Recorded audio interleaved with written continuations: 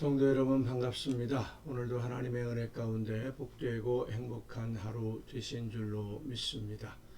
이 시간 우리가 함께 은혜를 나눌 본문 말씀 신약성경 히브리서 7장 20절부터 25절까지에 있는 말씀입니다. 히브리서 7장 20절부터 25절까지의 말씀 봉독합니다. 또 예수께서 제사장이 되신 것은 맹세 없이 된 것이 아니니 그들은 맹세 없이 제사장이 되었으되 오직 예수는 자기에게 말씀하신 이로 말미암아 맹세로 되신 것이라. 주께서 맹세하시고 뉘우치지 아니하시리니 내가 영원히 제사장이라 하셨도다. 이와 같이 예수는 더 좋은 언약의 보증이 되셨느니라. 제사장 된 그들의 수요가 많은 것은 죽음으로 말미암아 항상 잊지 못함이로되 예수는 영원히 계심으로 그 제사장 직분도 갈리지 아니하느니라. 그러므로 자기를 힘입어 하나님께 나아가는 자들을 온전히 구원하실 수 있으니 이는 그가 항상 살아 계셔서 그들을 위하여 간구하심이라. 아멘. 어제 이 시간에 우리가 함께 말씀으로 은혜를 나누면서 우리는 하나님의 구원의 약속을 믿는 것이다.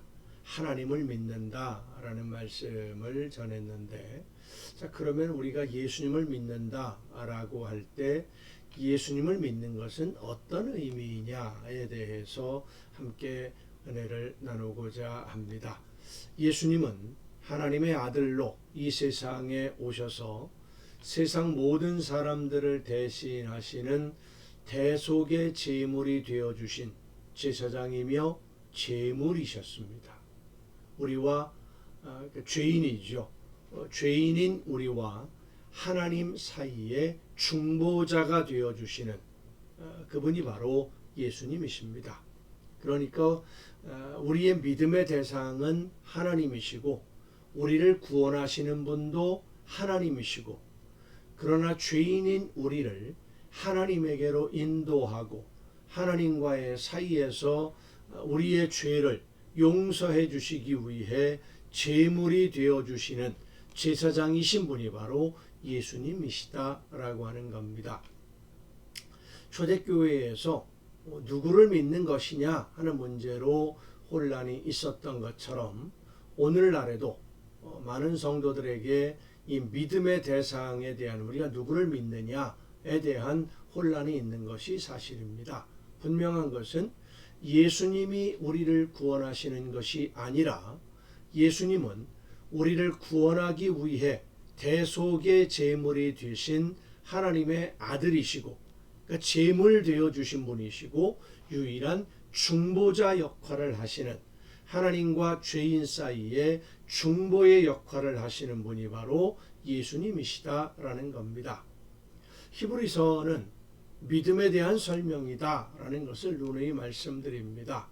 믿음에 있어서 중요한 것은 그 대상, 우리가 믿는 대상이 누구이냐, 누구를 믿느냐라고 하는 것을 분명히 하는 것이고, 두 번째는 무엇을 믿느냐, 믿음의 내용입니다. 다시 한번 정리하면 믿음의 대상은 하나님입니다. 우리는 하나님을 믿는 겁니다. 자, 그러면 예수님은 어떤 분으로 믿는 것이냐, 예수님을 믿는다는 것은 어떤 의미냐. 예수님은 하나님의 아들로 이 세상에 제물이 되기 위해서 오신 제사장이고 중보자이시다. 진짜 제사장이며 진짜 제물이고, 그리고 제물과 제사장으로서 하나님과 우리 사이에 중보, 다리 역할을 해주시는 분이 바로 예수님이십니다. 사실 제사장이나 중보자라는 말은 같은 의미로 사용될 수 있습니다.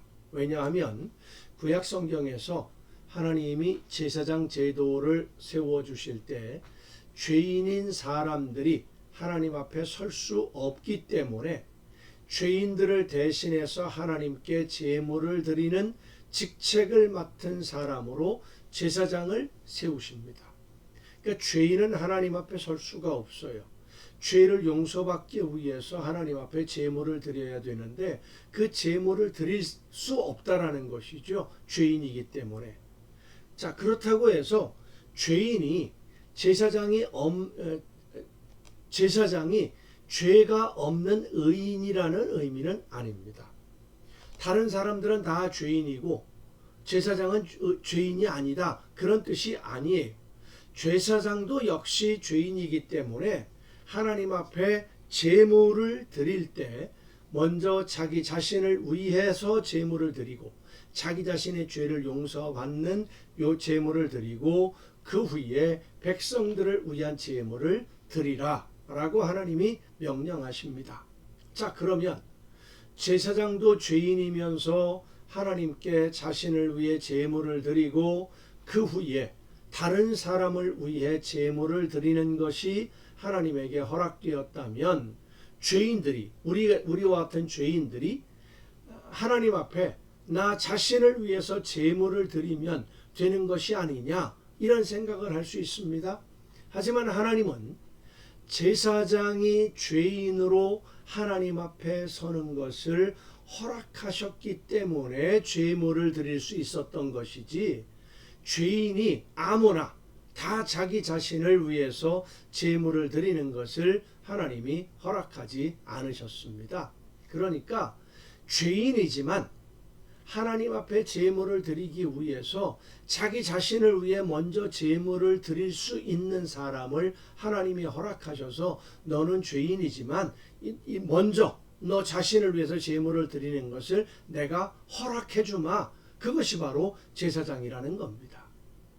제물을 받으시는 하나님이 허락한 사람만 죄인이지만 하나님 앞에 설 수 있다는 것이죠. 그래서 제사장은 자신의 죄를 위해 먼저 하나님께 제물을 드림으로 자신의 죄를 속하고 그 후에 용서받은 거룩한 몸으로 백성들이 드리는 제물을 하나님께 드리는 중보자의 역할을 했던 것입니다. 그런데 우리가 알아야 될 것은 구약 성경에서 하나님이 허락하신 이 제사가 완벽한 제사가 아니라는 겁니다. 오늘 본문에도 그런 말씀 언급들이 있습니다만은 죄의 대가는 목숨으로만 지불할 수 있어요. 죄의 대가는 목숨 이외에는 없습니다. 그러니까 제물로 사용된 짐승의 피는 사람들이 지은 죄를 완전히 씻어서 없애주는 그런 제물이 아니라 죄가 얼마나 심각한 것인지를 깨우쳐 주시는 것을 목적으로 합니다. 제물의 피가 죄를 없애는 것이 아니라 죄를 덮는다라고 하는 것이 더 적합한 표현이라고 할 수 있죠. 제물의 피로 죄를 덮는다고 하지만 그것은 임시적인 것이고 완전하지 못한 겁니다. 그래서 하나님은 임시로 덮는 그런 제물의 피가 아닌 죄의 문제를 영원히 해결할 수 있는 진짜 제물을 원하셨고, 그 제물로 이 세상에 오신 분이 바로 하나님의 아들이신 예수님이십니다. 우리가 예수님을 믿는 것은 우리를 대신하시는, 우리의 죄를 용서하시는 제물로 예수님이 자신을 드려주셨다라는 것을 믿는 것입니다. 그것뿐이 아니죠. 이어지는 몇 가지가 더 있는데 이 문제는 내일 함께 말씀을 전하려고 합니다. 기도하겠습니다. 오늘도 저희들과 함께 하시며 우리의 걸음을 이끌어 주시는 아버지 하나님, 하나님이 원하시는 뜻을 깨닫고 하나님의 말씀 앞에 바로 서서 하나님이 원하시는 열매를 맺는 삶으로 오늘을 살아갈 수 있도록 저희들을 이끌어 주심을 감사드립니다. 모든 죄를 용서하시고 구원하시는 하나님의 은혜와 사랑 앞에서 진심으로 감사하며 말씀을 듣고 믿음으로 순종하는, 그래서 아름다운 열매로 하나님께 기쁨 드리는 우리 모두가 되게 하여 주시옵소서. 이 모든 말씀을 예수님의 이름으로 기도하옵나이다. 아멘. 여러분, 오늘도 수고 많으셨습니다. 내일 또 정한 이 시간 가정 예배를 통해서 여러분 모두 함께 다 같이 만날 수 있기를 바랍니다. 내일 뵙겠습니다.